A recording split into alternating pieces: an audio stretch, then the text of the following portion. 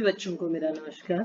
बच्चों, आज हम अभ्यास सागर के पाठ 14 बहु की विदा के उपभेद रचना के आधार पर वाक्य भेद के विषय में पढ़ेंगे एवं समझेंगे। तो आइए शुरू करते हैं। पहला प्रश्न नंबर 1, निम्नलिखित वाक्यों को ध्यान से पढ़िए एवं समझिए। जो विभिन्न प्रकार के वाक्य हम पढ़ेंगे उसमें कुछ ना कुछ अंतर है। अंदर से मिठाई का थाल लाओ, राजेश्वरी अंदर चली जाती है। अपना निर्णय सुना चुका हूँ, मैं जल्दी ही फिर आऊंगा और उस बार विदा अवश्य होगी। राजेश्वरी रुक जाती है और मुड़कर प्रमोद की ओर देखती है। बेटी वाले चाहे अपना घर द्वार बेच दे पर बेटे वालों की नाक वहाँ सिकुड़ी ही रहती है। ये विभिन्न प्रकार के वाक्य हमने देखे, 6 भाग में है। जरा ये भी देख लें कि नाम वाले अपनी बेटी का स्वागत कैसे करते हैं।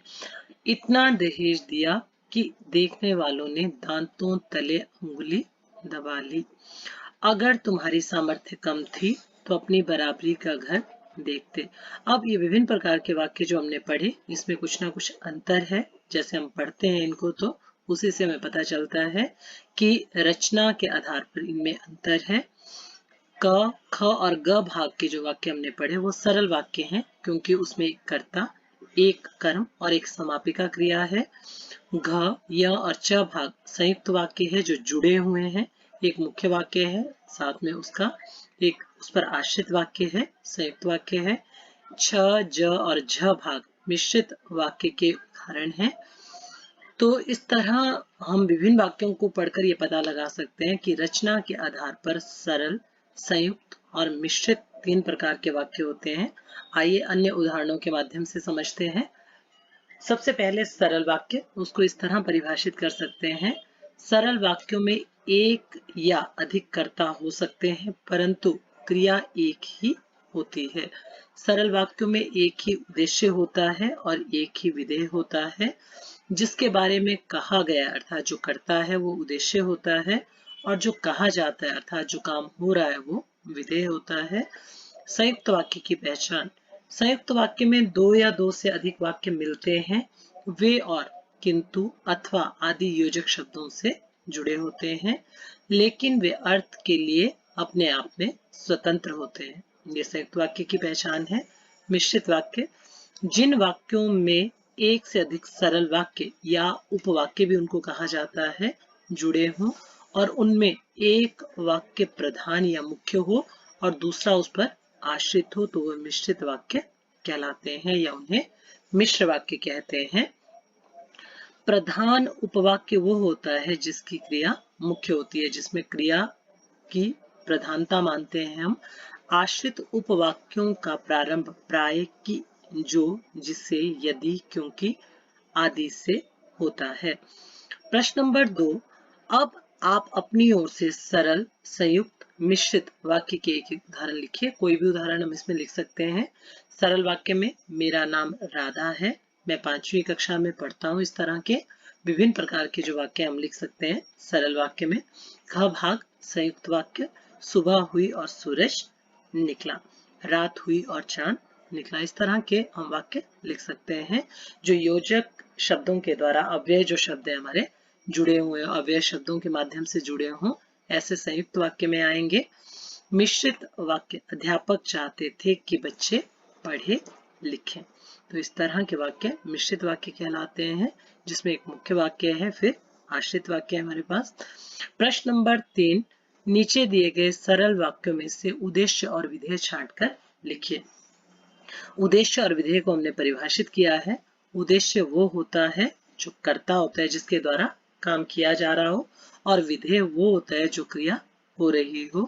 गौरी आ रही, अब गौरी करता है तो वो उद्देश्य है। आ रही पूरे वाक्य को हम विधेय में लेंगे।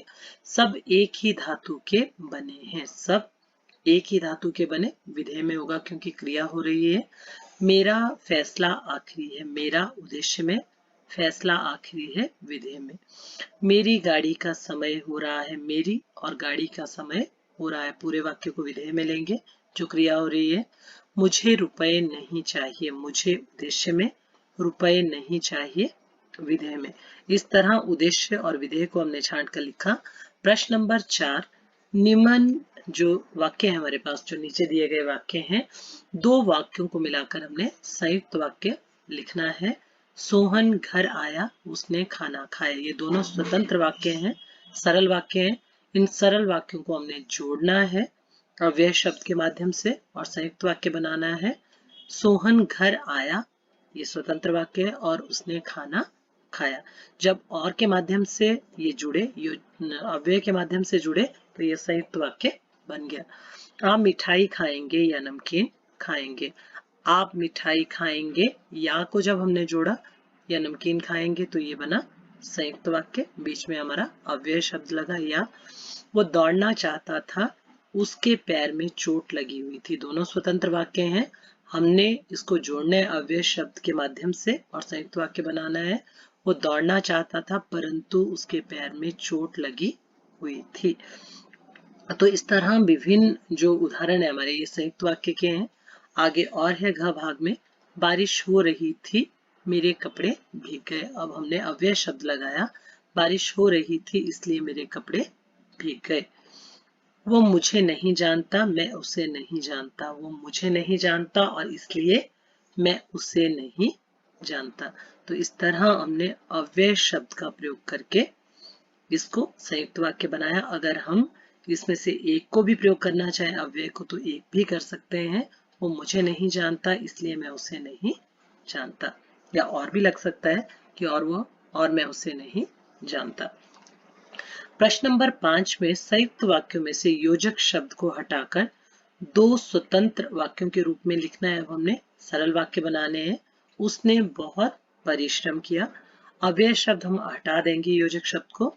वह कक्षा में प्रथम आया। इस तरह ये दोनों सरल वाक्य बने और स्वतंत्र वाक्य बने। सुबह हो गई थी और चिड़िया चहचहा रही थी। सुबह हो गई थी अपने आप में स्वतंत्र है, और को हमने हटा दिया। चिड़िया चहचहा रही थी, अपने आप में स्वतंत्र वाक्य बना। वो गाना चाहता था, उसका गला खराब था। किंतु जो अव्यय शब्द है योजक शब्द, उसको हमने हटा दिया बीच में से। डॉक्टर ने रोगी को देखा और दवाई दी।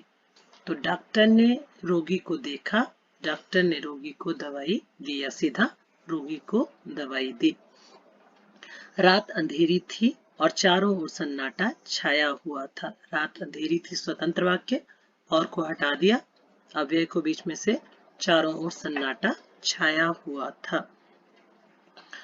अब प्रश्न नंबर 6, नीचे दिए गए मिश्र वाक्य या मिश्रित वाक्य में से उदाहरण के अनुसार प्रधान मुख्य वाक्य और आश्रित वाक्य को हमने अलग करना है। पिताजी ने कहा, यह प्रधान वाक्य है, कि कभी पढ़ भी लिया करो। यह आश्रित है कि पिताजी ने क्या कहा, कभी पढ़ भी लिया करो। माँ को पता चला कि यह फिल्म का गाना है। तो प्रधान वाक्य क्या है, माँ को पता चला।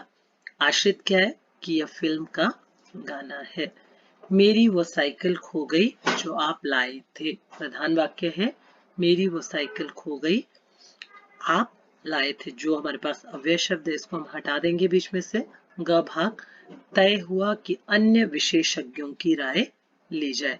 प्रधान वाक्य हमारे पास तय हुआ, ये निश्चित हुआ था।